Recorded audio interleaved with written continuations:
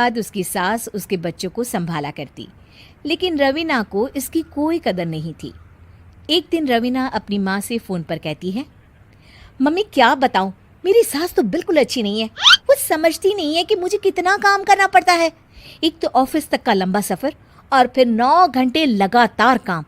बैठे बैठे तो मेरी पीठ अकड़ जाती है।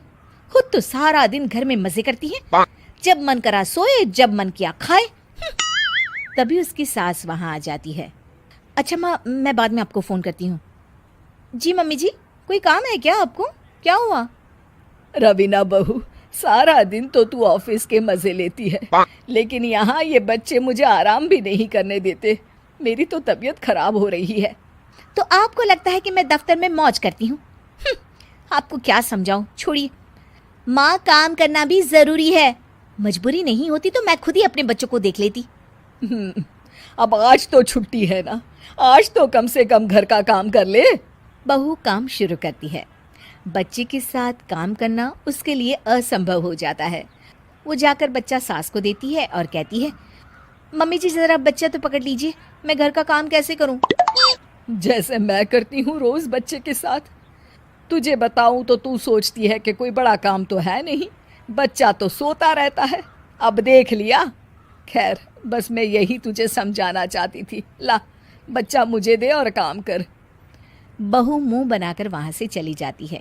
वो मन में सोचती है, बात तो सही है, बच्चे के साथ घर का काम करना असंभव है। वो किसी तरह काम करती है और अगले दिन ऑफिस के लिए निकल जाती है। ऑफिस में उसकी सहेली उससे कहती है, यार तू तो बड़ी लकी है, तुझे तेरी सास खाना बना कर देती है, बच्चे भी देखती है और तुझे किसी बात की चिंता भी नहीं होने देती।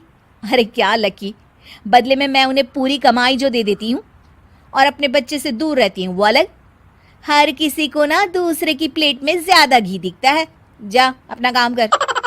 अरे फिर भी ये तो है, यहाँ हमारे बच्चे को मैं क्रैश में छोड़ती हूँ, हर पल डर लगा रहता है कि क्या कर रहा होगा।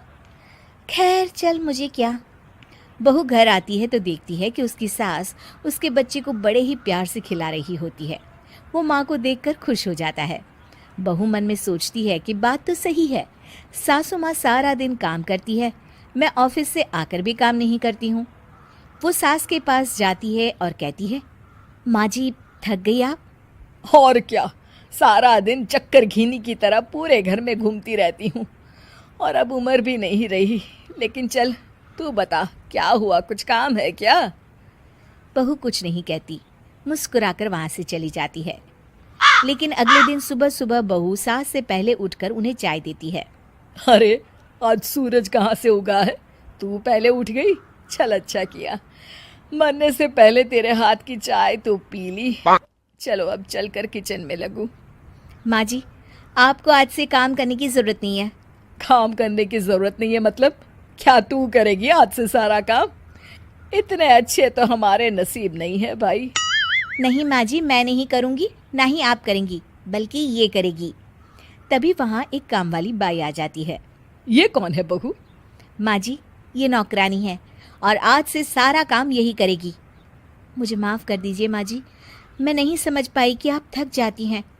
आज से आप सिर्फ आराम करिए और मुन्ने के साथ खेलिए। और सास बहू बच्चे के साथ खेलने लग जाते हैं।